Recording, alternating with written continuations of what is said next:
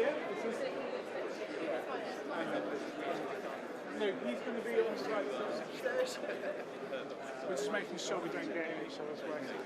As long as you leave this clear and then walk in. Oh yeah, I'm not coming across till the results.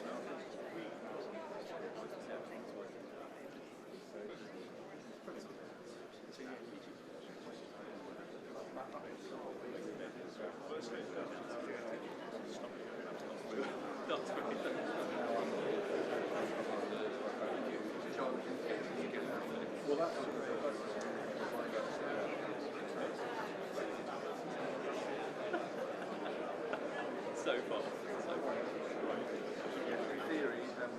Yes.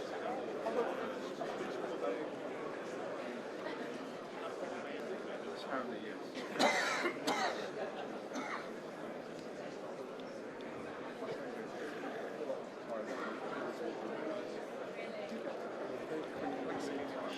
Yeah, I should think so, yeah. But after Mrs. Hunt. Right. She hasn't come in yet.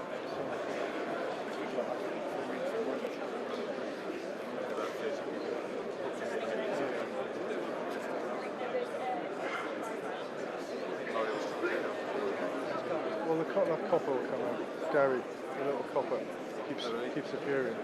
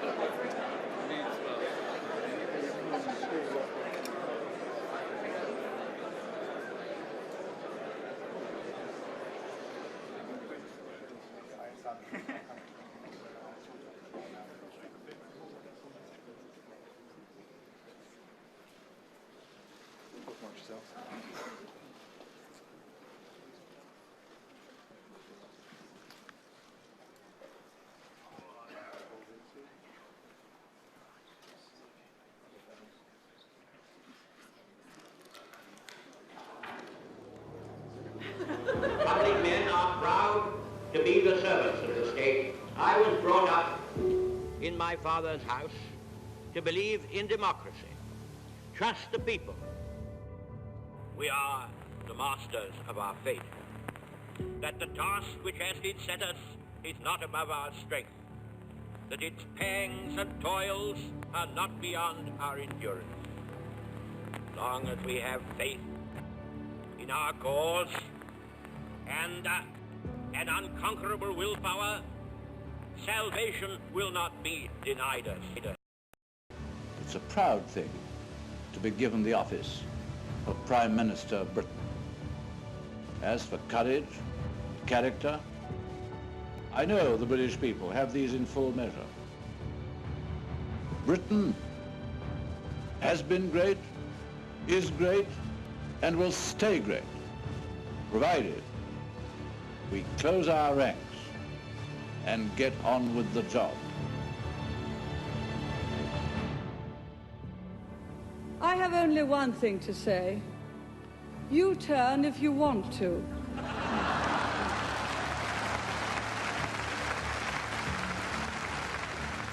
The ladies not for turning. I will not change just to court popularity. I am happy that my successor will carry on the excellent policies that in fact have finished with the decline of socialism and have brought great prosperity to this country, which have raised Britain's standing in the world and in fact have brought about a truly capital-owning democracy. I believe that when our children and our grandchildren look back on this turbulent century, they'll look at those years from 1979 onwards and they'll say, these years changed the face of our nation and they changed the fate of our nation. And they changed them both for the better. We campaigned for hope, not fear. We campaigned for change, not more of the same. And I am very proud this will be a new, modern Conservative Party in Parliament. Ours is a great country. Our future is in our hands. Together, let's seize it. Together, let's build a better Britain.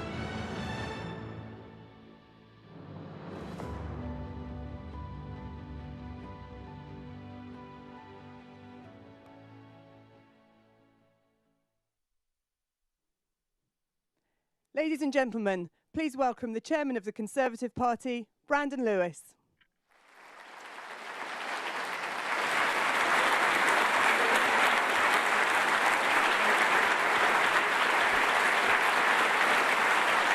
Thank you. Good morning.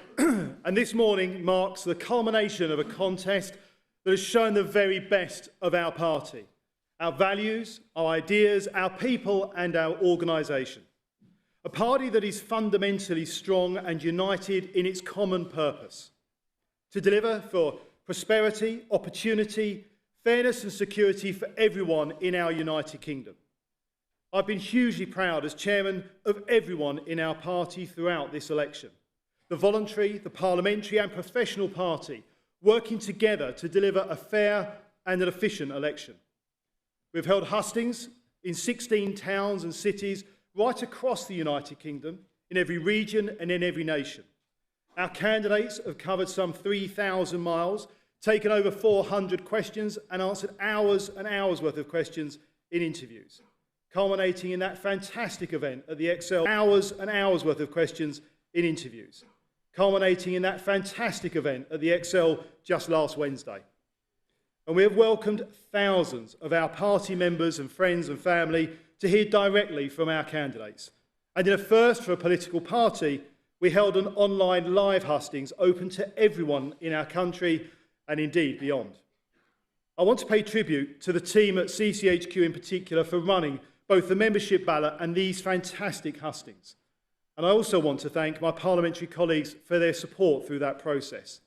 In particular, the members of the 1922 committee, brilliantly led by Charles Walker and Dame Cheryl Gillan, who have been the returning officers throughout this process and have given us such an efficient, professional and effective start and run through this process. And to all of the members of the Conservative Party, thank you. Those members, our friends, our family and our colleagues have undertaken a solemn duty in choosing our next leader, who will be this country's next Prime Minister. They have engaged constructively, thoughtfully and positively in the process. A chance to choose our leader is a privilege, and I believe our party has risen to that task.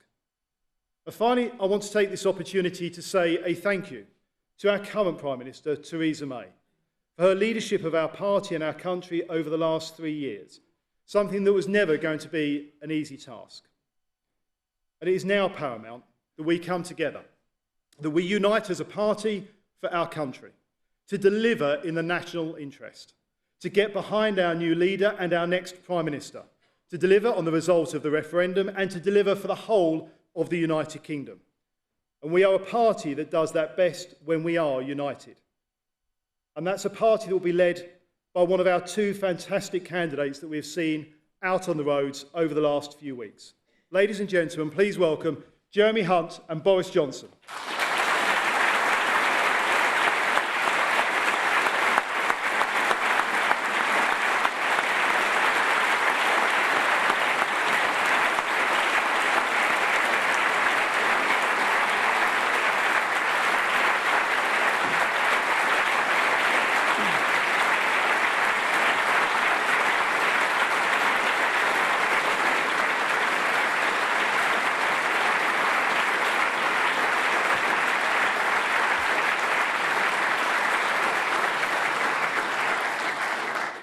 And ladies and gentlemen, to announce the results of the leadership election, please welcome our returning officers, Dame Cheryl Gillen and Charles Walker.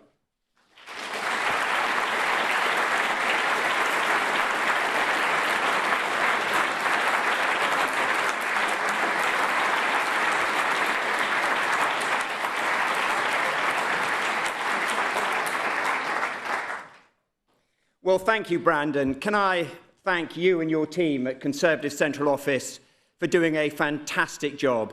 It's been a team effort and shown the Conservative family at its best.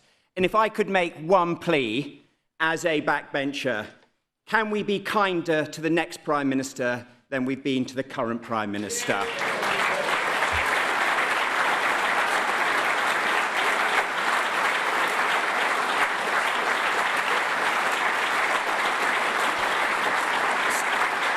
So without further delay, I'm going to hand you over to the wonderful co-chair of the 1922 committee, Dame Cheryl.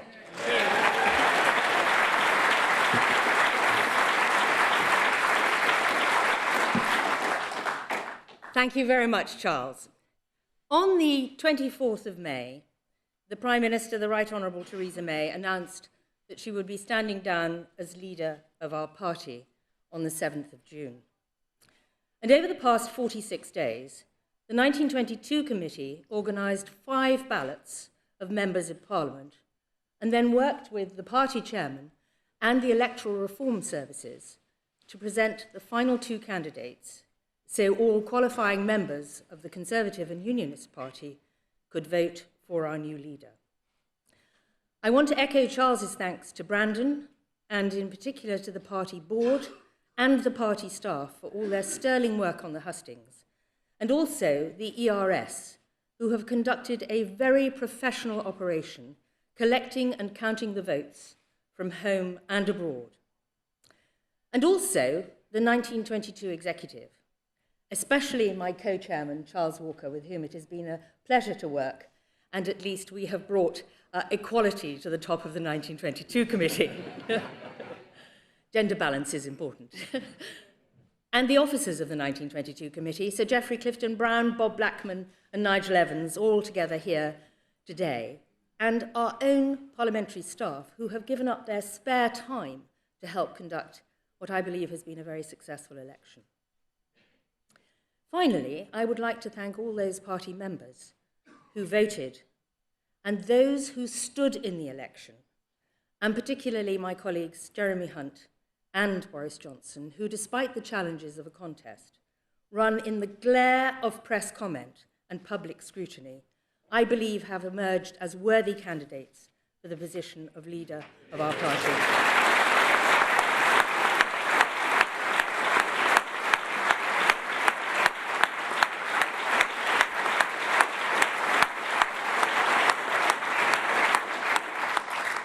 Now, I think you've all been waiting long enough, but in the honoured tradition, I'm going to ask my beautiful assistant to hand me the envelope for the announcement. It's called teamwork.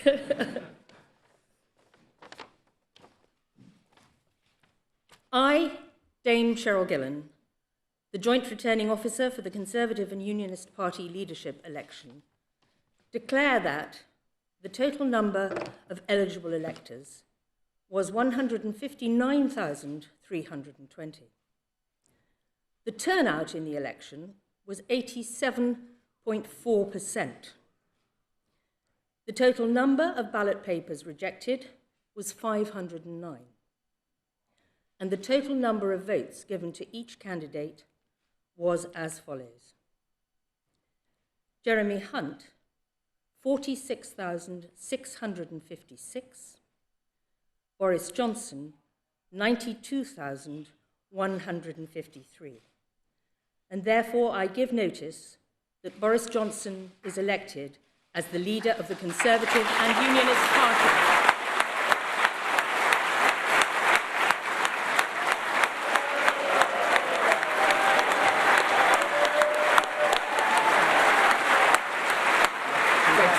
Thank you very much. Thank you very much. Thank you very much. Well, thank you very much. Good morning, everybody. Thank you. Thank you, everybody. Thank you, Cheryl. Thank you, everybody. Good morning. Okay, right. Thank you so much.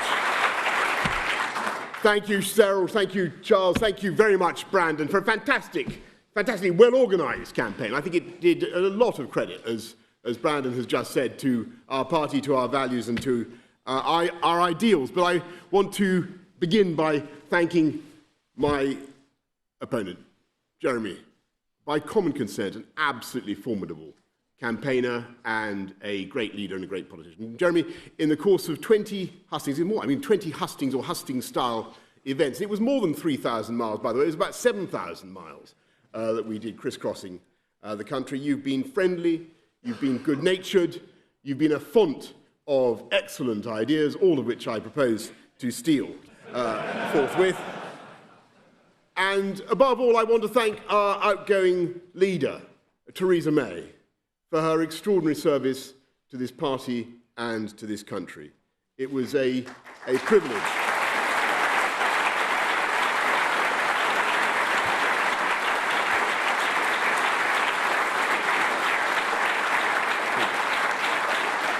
It was a privilege to serve in her cabinet and to see the passion and determination that she brought to the many causes that are her legacy, from equal pay for men and women to tackling the problems of mental health and racial discrimination in the criminal justice system. Thank you, Theresa. Thank you. And I want to thank all of you here today, and obviously everybody in the Conservative Party, for your hard work, for your campaigning, for your public spirit, and obviously for the extraordinary honour and privilege that you have just conferred on me. And I know that there will be people around the place who will question the wisdom of your decision. And there may even be some people here who still wonder quite what they have done. And I would just point out to you that, of course, no one party, no one person has a monopoly of wisdom. But if you look at the history of the last 200 years of this party's existence, you will see that it is we Conservatives who have had the best insights, I think, into human nature, and in the best insights into how to manage the jostling sets of instincts in the human heart. And time and again, it is to us that the people of this country have turned to get that balance right, between the instincts to own your own house, your own home, to earn and spend your own money, to look after your own family, good instincts, proper instincts, noble instincts, and the equally noble instinct to share and to give everyone a fair chance in life, and to look after the poorest and the neediest, and to build a great society. And on the whole, in the last 200 years, it is we Conservatives who have understood best how to encourage those instincts to work together in harmony to promote the good of the whole country. And today, at this pivotal moment in our history, we again have to reconcile two sets of instincts, two noble sets of instincts, between the deep desire for friendship and free trade and mutual support in security and defence between Britain and our European partners, and the simultaneous desire, equally deep and heartfelt, for democratic self-government in this country. And of course, there are some people who say that they're irreconcilable, and it just can't be done. And indeed, I read in my Financial Times this morning, devoted reader that I am. Seriously, it's a great British brand. I read in my Financial Times this morning that no incoming leader has ever faced such a daunting set of circumstances, it said. Well, I look at you this morning and I ask myself, do you look daunted? Do you feel daunted? I don't think you look remotely daunted to me. And I think that we know that we can do it, and that the people of this country are trusting in us to do it, and we know that we will do it. And we know the mantra of the campaign that has just gone by. In case you've forgotten it, you probably have. It is deliver Brexit, unite the country, and defeat Jeremy Corbyn. And that is what we're going to do. We're going to defeat Jeremy Corbyn.